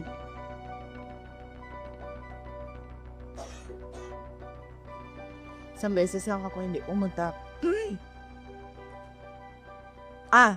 Sa plenary, 2 beses. Sa plenary 2 beses ako. Hindi pumunta sa kanila. But beyond that, as early as August, I think August 15, nung tinanong na ako kung ano yung expectations ko sa budget hearings, sinabi ko na ang expectation namin ay bawasan nila ang budget of the office of the Vice President. Dahil sinabi ko at the time, it's the same administration, it's the same speaker of the House of Representatives, and it's the same set of characters. So on that point, tama nga po sa sinabi ko noong August. Hindi mo siya sa nakagulat. Hindi na ako nagugulat sa House of Representatives. Last 2 questions. So, baka pwede niyo pong sabutin sinasabi ng iba, especially ang Congresswoman Melly Marcelin that you're a brat. You might like to address that comment of her po? Oo. Ay, kasi diya sa nga daw mo sumipot sa mga. Oo. Ang administration, and that is led by Malacanang Palace, ang Makabayan, ang Akbayan, ang members of the Liberal Party, yung mga pink and yellow, and sabihin na lang natin yung 6th category, all others. Meron yan silang narrative about Inday Sara. Kung napapansin nyo, paulit-ulit lang yan na sinasabi nila. Kung ano yung, at pansinin nyo din, kung ano yung lumalabas sa bibig ng Malacanang Palace, susunod yung kanilang online service providers sa news. Whether it be fake news, bloggers, totoong news, or trolling, pare-pareho yung narrative nila. At pansinin nyo, lahat ng lumabas na mga articles, isa lang yan. Sinasabi nila, number 1, pro-China. Number 2, brats. Number 3, Lucaret, crazy. At number 4, makalimutan ko yung isa. Ano yung isa, ma'am? Paulit-ulit lang yan sila eh. At confidential funds. Ilustari. Yan. Pro-China, brat, Luka-Luka, at confidential funds. 4 lang yan. Pansinin nyo, inuulit-ulit nila yan. Hoping siguro na one of those will stick sa image or sa reputation para makasira sa akin. So, hindi ako nagtataka na magsasabi ng ganyan si Leila de Lima. Yung word na brat, ginagamit nila lagi yan. And more than that, hindi naman kasi parent ang House of Representatives for them to say kailangan disiplinahin ang Vice President. Dahil sa totoo lang, ang tawag natin sa kanila mga buaya, di ba? Ganun yung general perception for all members of the House of Representatives. So wala silang moral ascendancy over the office of the Vice President. But going back, that's a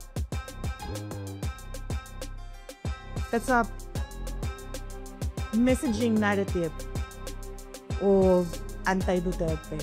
No, not anti-Duterte. anti-Sara Duterte. Messaging narrative nila. Nasa message board yan nila sa mga anti-Sara Duterte. Yan, paulit-ulit yan sila. Pro-China, Loka-Loka, confidential funds, at brat. Ang problema kasi sa messaging nila, hindi ko na lang sabihin kasi baka matuto sila sa akin, mama. Ayoko pag sinabi ko, matuto sila, makaisip sila ng bago. Huwag na. Last question. Mga sasalative by anti-Sara Duterte groups. Si Speaker Romuald, former Speaker Romualdez appeared before the ICI today at sabi ko niya na he's happy to be invited daw at willing naman daw po siyang mag-share ng kanyang mga nalaman tungkol sa budget process at information content insertions. Your thoughts on this? Wala na, hindi ko na siya iniisip, ma'am.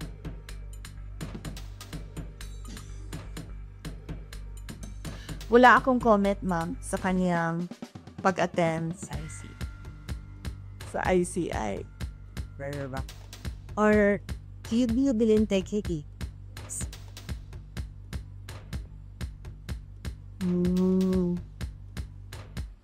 Sinabi ko na yan, diba? Na ang ginawa lang kasi ang Pangulo noong tinamaan siya ng sarili niya speech na mahiya laman kayo at nagalit yung mga tao. Ang ginawa lang niya ay magpalit ng House Speaker at ng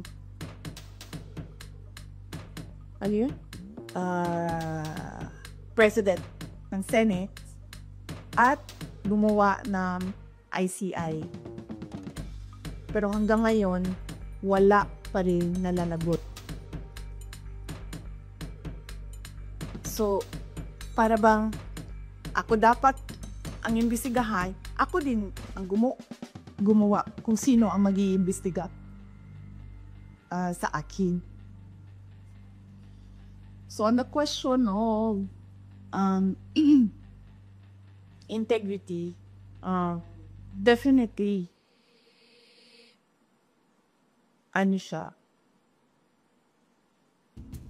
hindi siya reliable dahil ang Pangulo din ang gumawa. And again, going back to Mr. Billionario, bakit Billionario yung pangalan ng Anmelio? Meron na kayong mga billion dyan sa kumpanya ninyo? Sabi Mr. Billionario, ano yung sabi mo, sir? Controlling the narrative. Yes, controlling the narrative.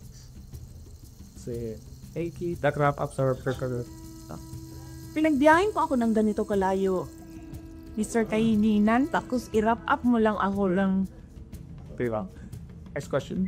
Kasi Mr. Kaininan Ma'am, thank you for accommodating for more of our questions. In relation dun nga sa corruption issue, marami pong mga negosyante ang nag-express ng kanilang concern because maaaring nakaka-apekto maraw ito sa image ng Pilipinas at yung trust confidence ng investors. Ano po yung masasabi niyo dito? Dahil eventually, of course, it will affect the economy. Yes ma'am, totoo yan. Even before this corruption scandal, one of the, we can say siguro, top 3 reasons why investors do not put their money in the Philippines is because of corruption.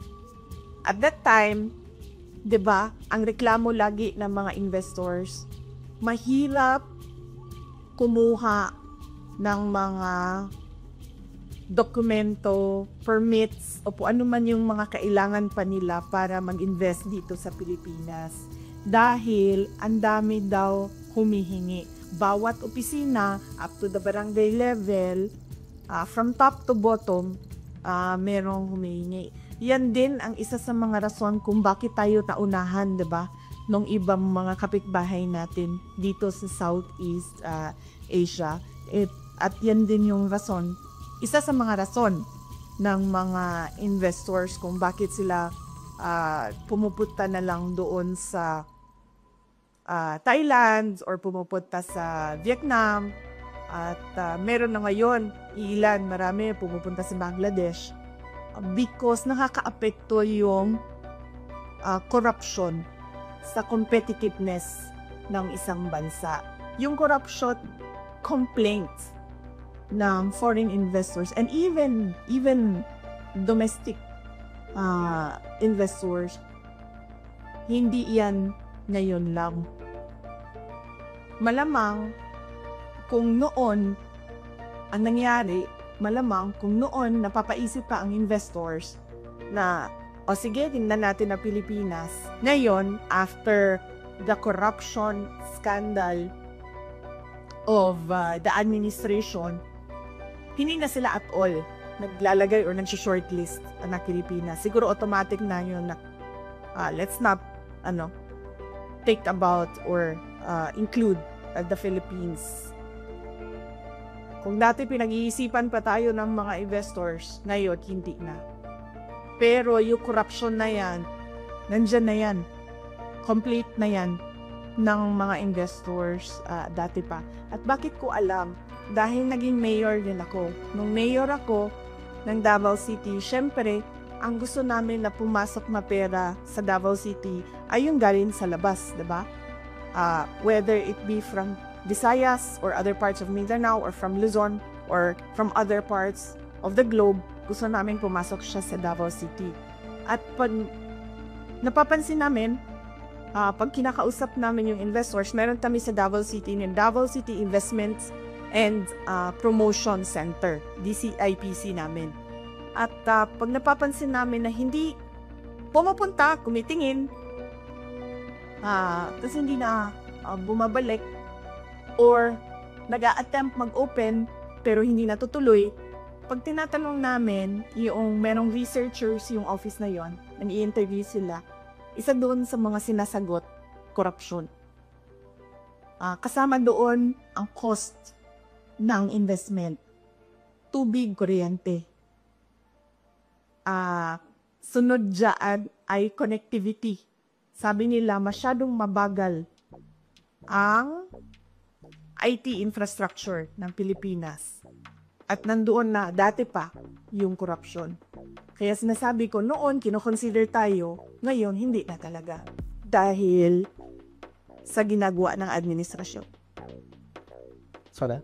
It's the situation that we have now, like, Asian corruption, rallies here, there, yung kanya-kanya ng care ng grievances or disappointed yung mga Filipino. As Vice President, what else could be done? I mean, there's ICI and ang dami na nagrarally. Ano po ba? Ano po pwede kang gawin?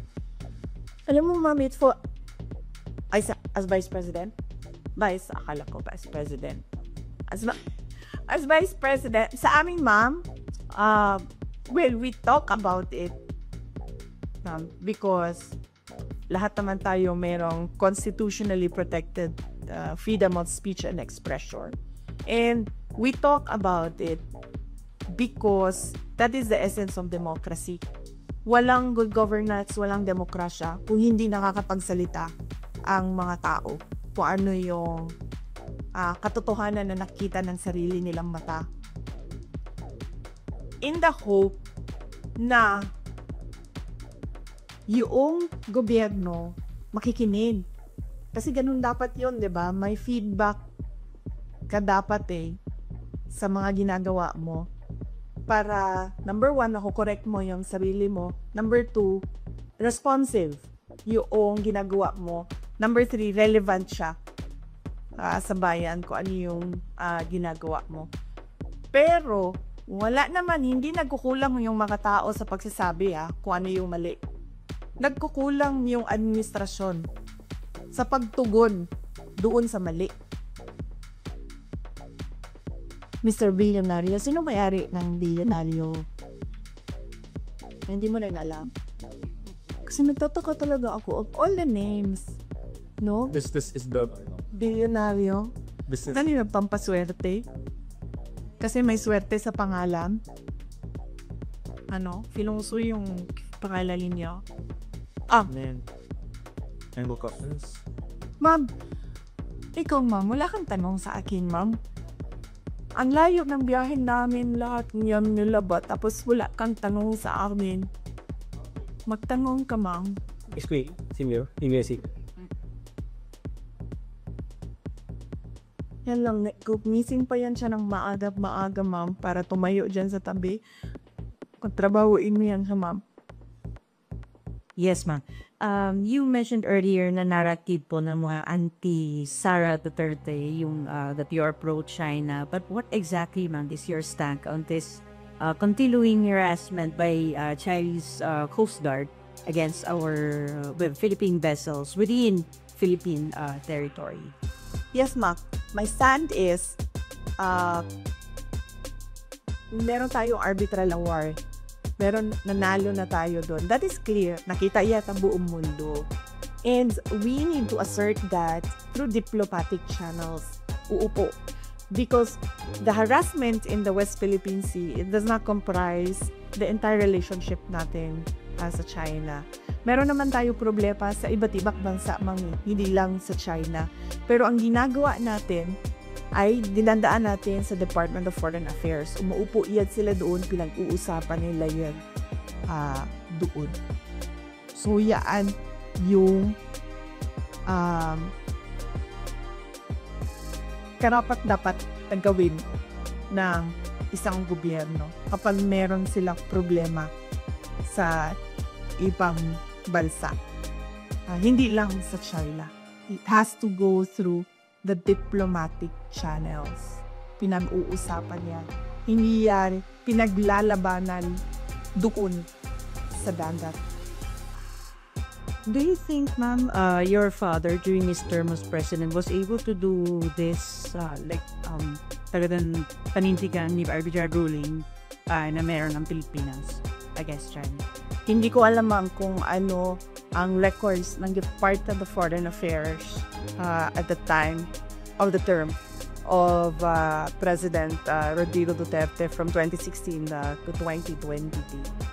There should be some sort of records there kung ano na ang nagawa ng DFA para umupo with the People's Republic of China with regard to this arbitral award. But more than asking about kung ano nang ginawa ni dating Pangulong Rodrigo Duterte is asking kung ano ang ginawa na present administration about that arbitral award. And pushing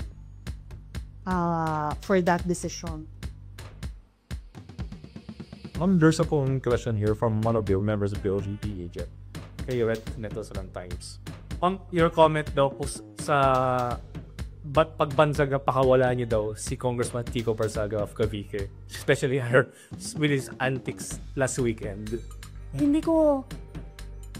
Okay, number one, kilala ko si Congressman Kiko Barzaga because of the campaign in Cavite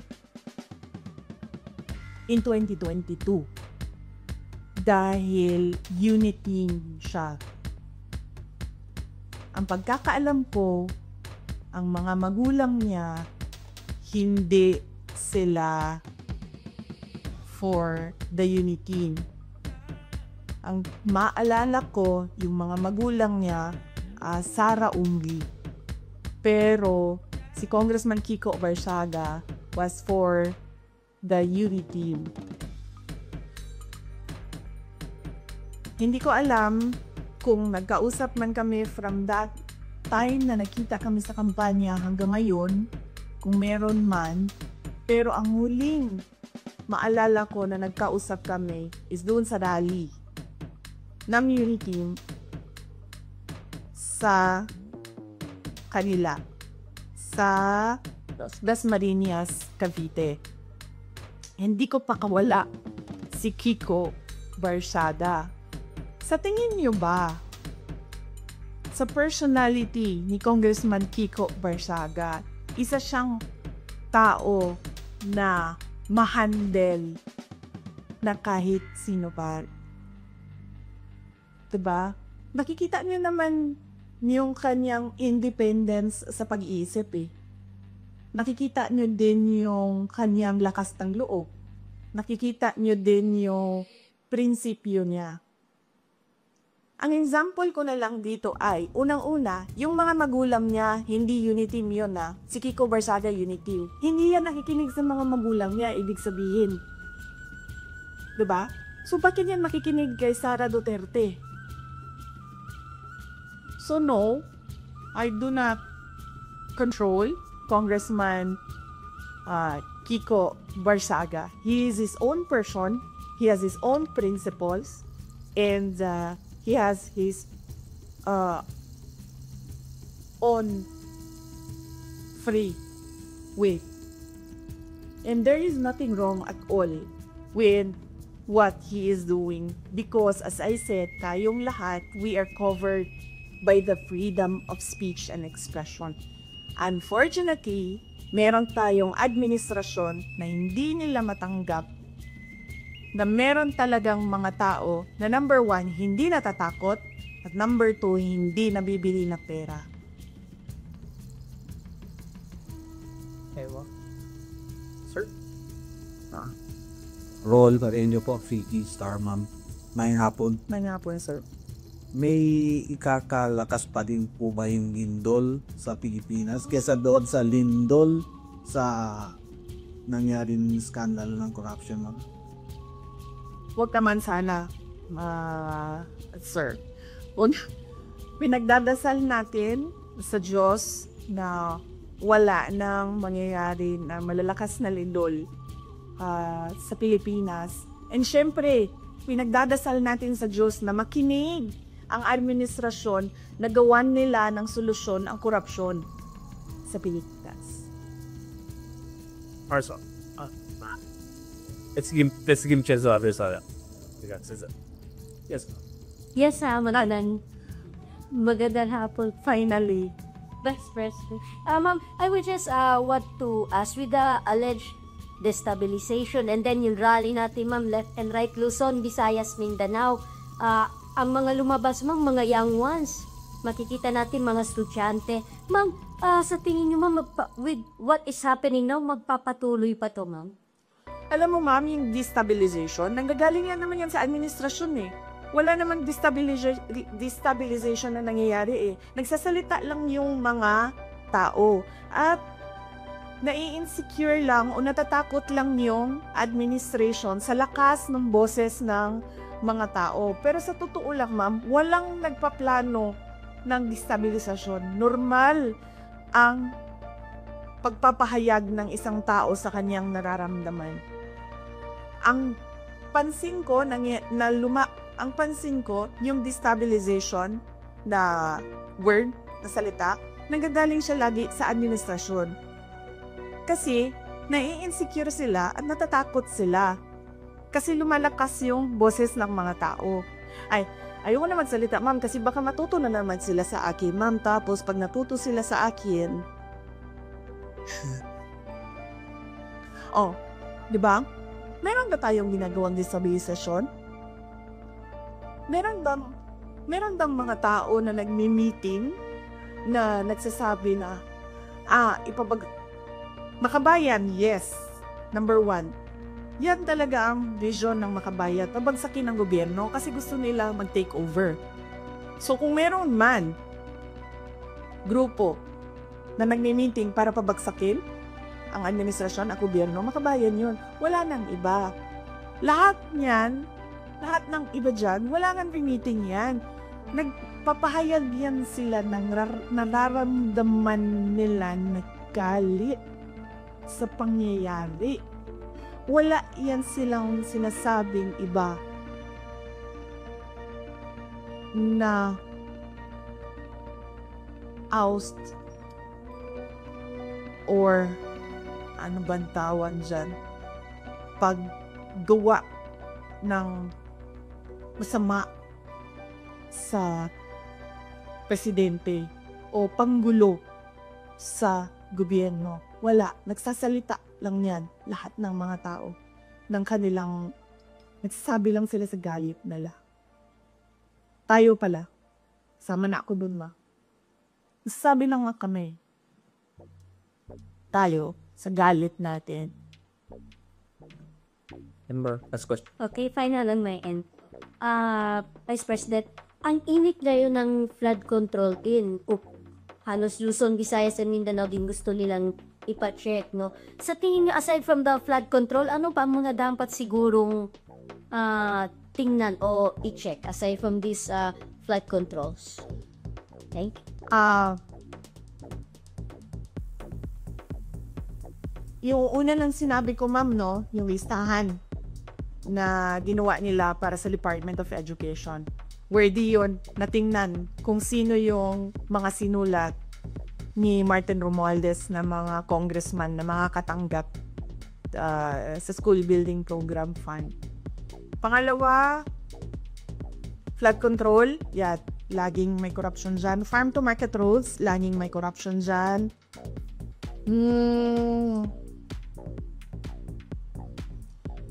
Yung pagsira ng highway, ma'am, bagong highway sirain, tapos sementohin natin ulit. Anong tawag dun sa ganun? Road repairs. Road repairs? Road reblocking, no? Ang tawag dyan? Yan, ma'am. Nakikita ko yan lagi, ma'am. Sa highways, kahit sa Mindanao, non-stop. Every year. Sirain, ayusin, sirain. Yan. Last question. Marcel.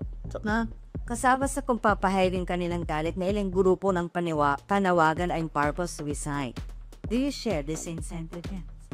No, ma'am. I never said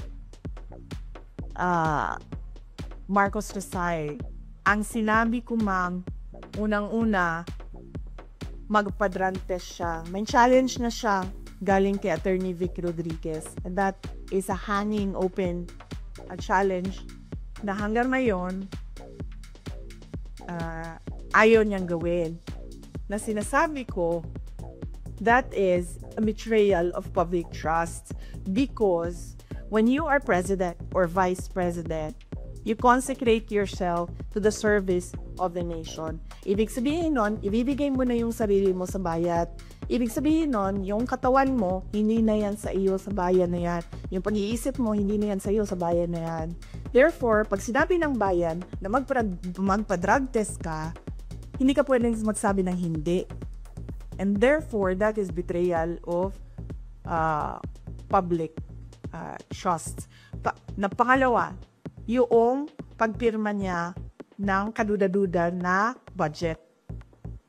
That is a culpable violation of the Constitution. Yan ang sinasabi ko, nasagutin niya, na hindi niya sinasagot. Ang ginagawa nila, naghahanap sila ng mga tao na aatakihin nila para nakakalimutan yung tanong sa kapasidad ng Pangulo na maging leader.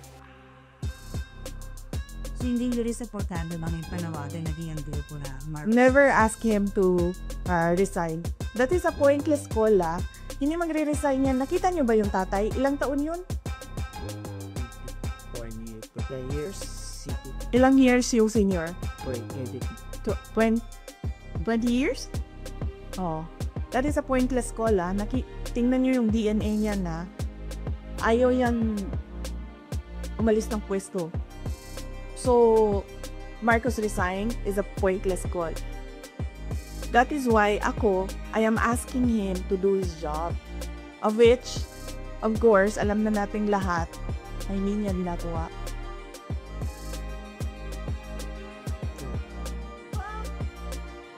Last. Wala na kasi tayong gagawin pagkatapos nito. Ano magagawin natin pagkatapos nito? Wala na, di ba?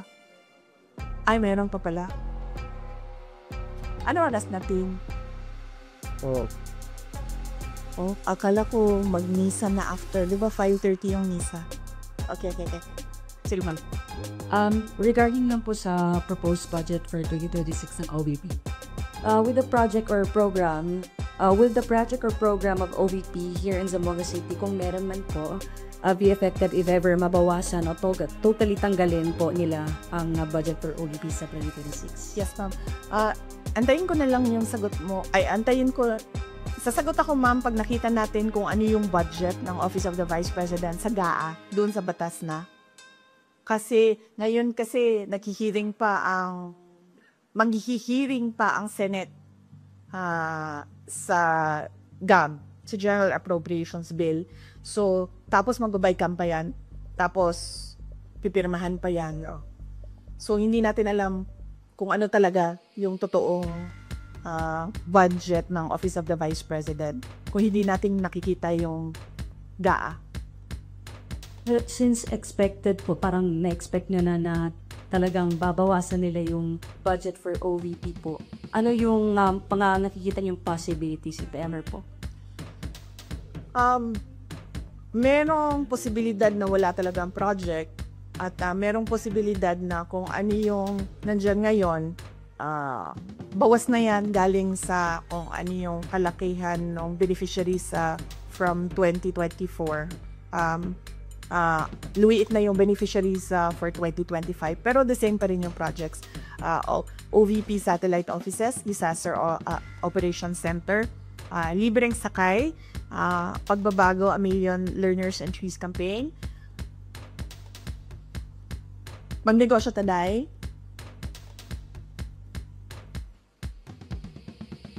ito yung mga taga-OVP, nalilimutan namin po ano yung mga rice. Yes. Anong makontribute mo sa project natin? Sa listahan ng project, JC. Yan, ma'am. Yan pa rin yan, ma'am. Ang ginagawa lang namin, ma'am, ay kasi lumiliit yung budget, lumiliit din yung beneficiaries, pero hindi nawawala yung budget. Thank you po. Hey. Thank you.